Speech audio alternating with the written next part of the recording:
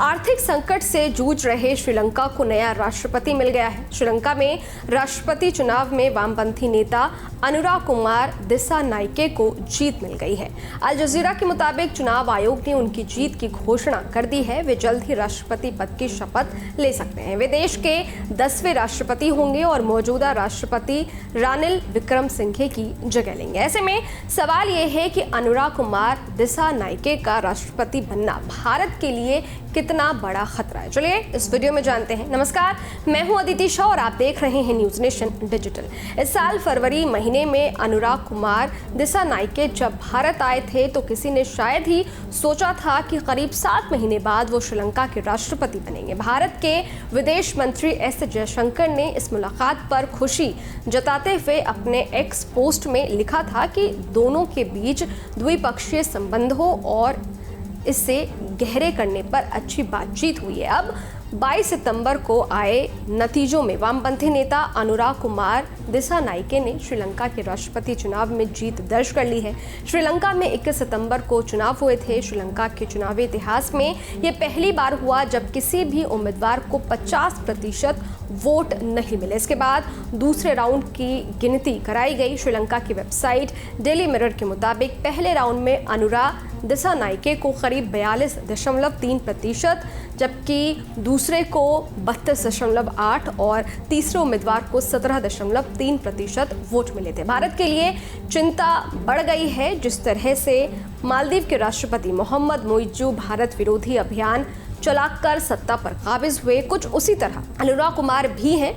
माना जाता है कि अनुरा कुमार चीन समर्थक नेता हैं। चुनाव प्रचार अभियान के दौरान उन्होंने जनता से वादा किया है कि वो भारत के साथ चल रहे कई प्रोजेक्ट्स को बंद कर देंगे। दरअसल भारत के लिए चीन सबसे बड़ी समस्या है। वहीं पड़ोसी देश बांग्लादेश में भी मौजूदा समय में पाकिस्तान समर्थक सरकार बनी है। पाकिस्तान खुद चीन परस्त मुल्क है। इसके अलावा मालदीव में मोहम्मद मुइज्जू की चीन परस्त सरकार बनी है। अब भारत के एक और पड़ोसी देश श्रीलंका में भी मार्क्सवादी सरकार बनने जा रही है। अब राष्ट्रपति चुने जाने के बाद अनुरा कुमार दिसानायके के सामने आर्थिक संकट, भ्रष्टाचार और जातीय तनाव जैसी घरेलू चुनौतियां तो हैं ही, साथ ही ये भी देखना होगा कि वो श्रीलंका की विदेश नीति को किस दिशा में आगे ले जाते हैं और भारत के साथ संबंध कैसे होते हैं।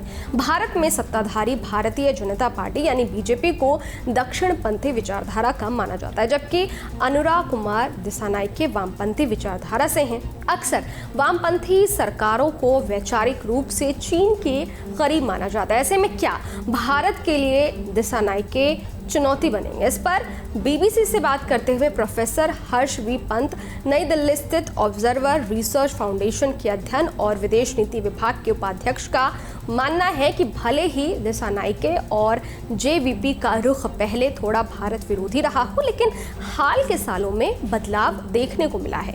प्रोफेसर पंत कहते हैं कि उनकी पार्टी जेवीपी परंपरागत रूप से भारत विरोधी रही है। इसका शुरू से ही भारत के प्रभाव के खिलाफ रुझान रहा है। अगर आप उनके इतिहास को देखेंगे तो पाएंगे कि उन्होंने भारत के खिलाफ कई बार हिंसक विरोध किया है। प्रोफेसर पंत कहते हैं कि श्रीलंका में भारत के प्रभाव को कम करने का उनका एक बड़ा एजेंडा रहा है, लेकिन मुझे लगता है कि पिछले कुछ सालों में दिसानायके के बयान में थोड़ा संतुलन और सोच के साथ रहे हैं। उन्होंने सुशासन, संतुलन और गुटनिरपेक्ष विदेश नीति पर जोर दिया है। मुझे लगता है कि उनकी सरकार का ध्यान भी इसी पर रहेगा, खासकर आईएमएफ पैकेज के बाद के प्रभावों और समाज पर पड़े असर को ध्यान में रखकर।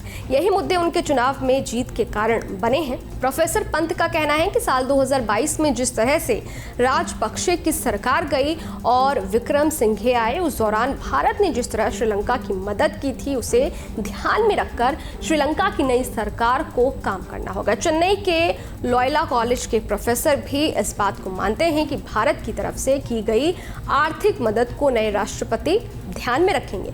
भारत और चीन दोनों ही एक लंबे समय से श्रीलंका के साथ अपने कूटनीतिक और व्यापारिक संबंधों को तरजीह देते आए हैं। पिछले कई सालों से आर्थिक संकट से जूझ रहे श्रीलंका को दोनों ही देशों ने सहायता भी पहुंचाई है। इसकी बड़ी जो एक वजह है वो है श्रीलंका की भौगोलिक स्थिति।